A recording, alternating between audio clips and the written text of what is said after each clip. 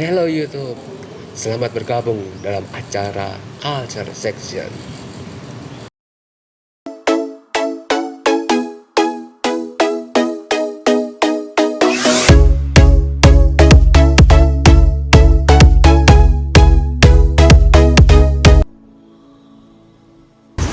Di kesempatan kali ini, kita akan membahas kepercayaan kepada Tuhan yang Maha Esa. Apa sih kepercayaan kepada Tuhan yang Maha Esa? Penasaran kan? Langsung saja kita mulai. Di dalam Undang-Undang Nomor 23 Tahun 2006 tentang Administrasi Kependudukan dan PP 37 Tahun 2007 mengenai pelaksanaan Undang-Undang Nomor 23 Tahun 2006 tentang Administrasi Kependudukan menyatakan bahwa kepercayaan kepada Tuhan yang Maha Esa adalah pernyataan dan pelaksanaan hubungan pribadi kepada Tuhan yang Maha Esa dengan didasarkan pada keyakinan. Hal ini diwujudkan dalam ketakwaan dan peribadatan serta nilai-nilai yang diambil dari kearifan lokal bangsa Indonesia.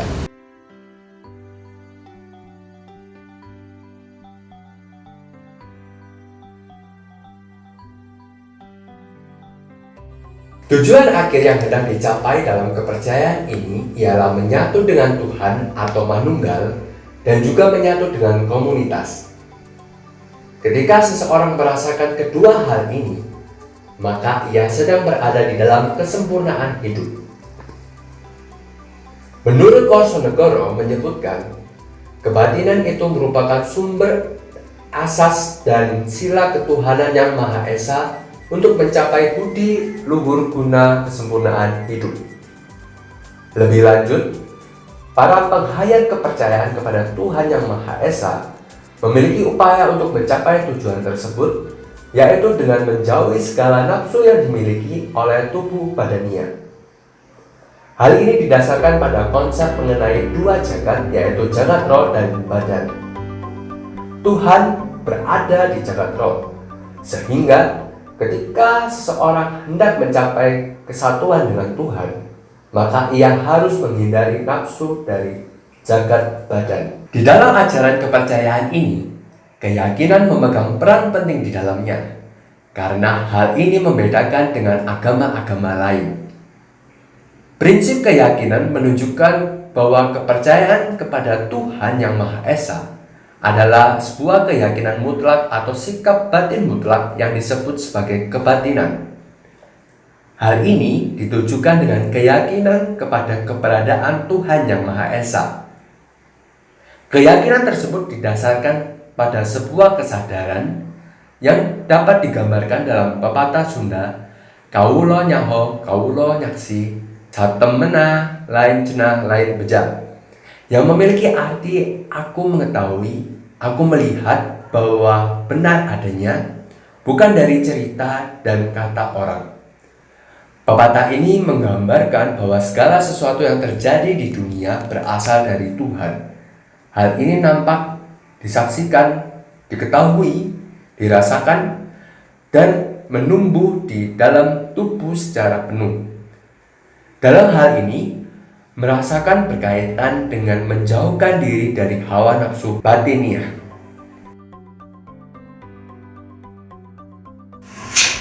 Praktik spiritualitas dalam kepercayaan kepada Tuhan yang Maha Esa berdasarkan pada kitab sastra tanpa tulis yang menjelaskan mengenai praktik sesajen, adat, dan tradisi.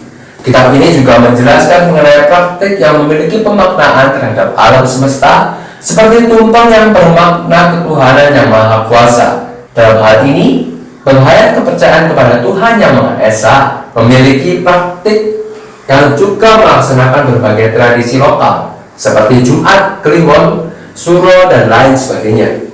Lebih lanjut, unsur-unsur praktik religionitas di dalam penghayatan ini mencakup 3 unsur. Pertama, unsur spiritualitas yang berkaitan dengan mengenal Tuhan dengan berlandaskan budi yang luhur. Kedua, unsur mental, yaitu memerankan adanya budi terhadap cipta dan karsa.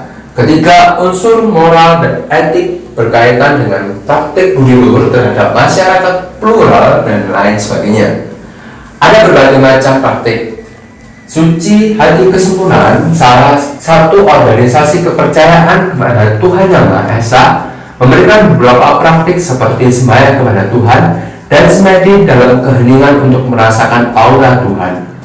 Tempat peribadatan dan kepercayaan kepada Tuhan Yang Maha Esa memiliki 4 tingkatan. Tingkatan pertama adalah Songko Adi Suro yang juga berada di Taman Mini Indonesia. Kedua mencakup Sanggar Pemujaan, Sanggar Pasamerdan, dan Sanggar Pasamuron. Ketiga Sentong Tengah yang adalah tempat peribadatan pribadi. Keempat Pasujen atau tempat pribadi. Para pengikut penghayat dari kepercayaan ini sudah ada di Indonesia sejak lama. Selain itu, menurut catatan dan penelitian, jumlah penghayat terafiliasi dalam 187 kelompok yang tersebar di Indonesia. Masyarakat tersebut mayoritas berada di Pulau Jawa. Keberadaan kelompok-kelompok dari kepercayaan terhadap Tuhan Yang Maha Esa dijamin oleh pemerintah secara yuridis. Dalam hal ini, mereka sebagai warga negara Indonesia juga perlu untuk dilindungi dan dijunjung tinggi. Mereka juga memiliki hak-hak yang sama dalam melakukan kepercayaan yang dianut oleh mereka.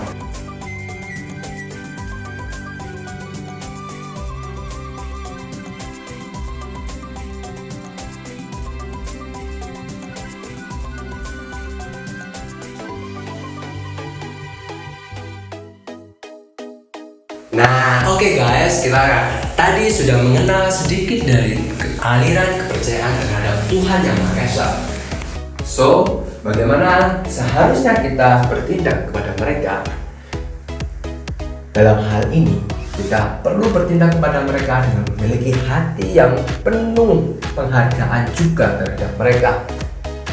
Dan sebagai warga negara yang baik, kita juga harus menghormati dan menghargai bagaimana mereka menyembah kepada Tuhan. Demikianlah video kali ini. Kita akan berjumpa lagi dalam kesempatan berikutnya. Sampai jumpa.